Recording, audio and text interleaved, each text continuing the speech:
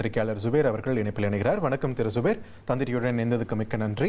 இந்த கூட்டணி பேச்சுவார்த்தை அப்படின்ற இந்த விஷயம் ஆரம்பித்த போதே இது ஒரு வதந்தின்னு ஆரம்பத்திலே முற்றுப்புள்ளி வச்சிருக்கலாம். ஆனால் இத்தனை நாள் ஒரு அமைதி காக்கப்பட்டது தாவேக தரப்புல இருந்து. அதன் பின் ஒன்றன் பின் ஒன்றாக தான் மாறி மாறி கருத்துக்கள் தெரிவிக்கப்பட்டது நேற்று வரைக்கும் அப்படின்றதையும் நம்ம பார்த்துட்டு இருந்தோம். இன்னைக்கு இந்த தருணத்தில் இஃப்தார் நோன்பு திறப்பு நிகழ்வில் கரெக்டாக அது கூட்டணி கிடையாது அப்படின்றத ஒரு தெளிவும் கொடுக்கப்படுது தாவேக தலைவர் விஜய் தரப்புல இருந்து. இது எந்த மாதிரியான ஒரு ஸ்ட்ராட்டஜி நீங்க பாக்குறீங்க? இல்ல, எனக்கு இதை எப்படி பாக்குறதா இருந்தா, இந்த செய்திகளை, இந்த கூட்டணி சம்பந்தமான செய்திகளை இவங்க தான் ஆரம்பத்துல இருந்தே அதை ஸ்ப்ரெட் பண்ணிக்கிட்டே இருந்தாங்க. அது வளரட்டும்னு விட்டுட்டே இருந்தாங்க. உதாரணத்துக்கு எடுத்துக்கிட்டா ஒரு பெர்சனல் இஷ்யூ வந்தது.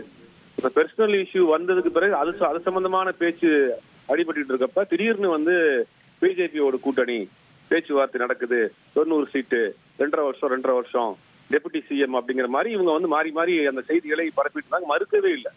கட்சி தலைவர் எப்பயுமே பேச மாட்டாரு, நிர்வாகிகள் கூட மறுக்கல. அப்ப எனக்கு தெரிஞ்சு இந்த கூட்டணி சம்பந்தமான இந்த விஷயத்தை வைத்து அவர் மேல இருந்த அந்த பெர்சனலா விழுந்த அந்த சில அட்டாக்கை டைவர்ட் பண்றதுக்கு முன்னால அந்த டைம் எடுத்துக்கிட்டாங்களாங்கிறது தெரியல. அப்படித்தான் பார்க்க வேண்டியதா இருக்கு. இப்ப ஆல்மோஸ்ட் எல்லா கட்சிகளும் கூட்டணி சம்பந்தமான பேச்சுவார்த்தை முடித்து வேட்பாளர் முதற்கொண்டு போட போறாங்க.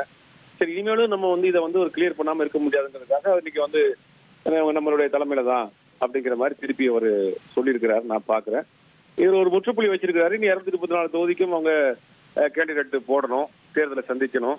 ஒரு புதிய கட்சி, ஒன்றும் கட்டமைப்பை வலுப்படுத்தாத கட்சி, 234 தொகுதிகளுக்கும் எப்படி கேண்டிடேட்டை செலக்ட் பண்ண போறாங்க, பூத் லெவல் மேனேஜ்மெண்ட் எப்படி பண்ண போறாங்க, பூத்ல ஏஜென்ட் எப்படி அவங்க மேனேஜ்மெண்ட் பண்ண போறாங்க அப்படிங்கறதெல்லாம் பெரிய கொஸ்டின் இருக்கு.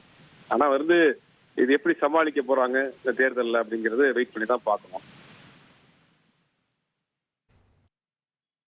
நன்றி திரு ஜுபேர், இணைப்பில் உங்களுடைய கருத்துக்களை தெரிவித்தமைக்கு.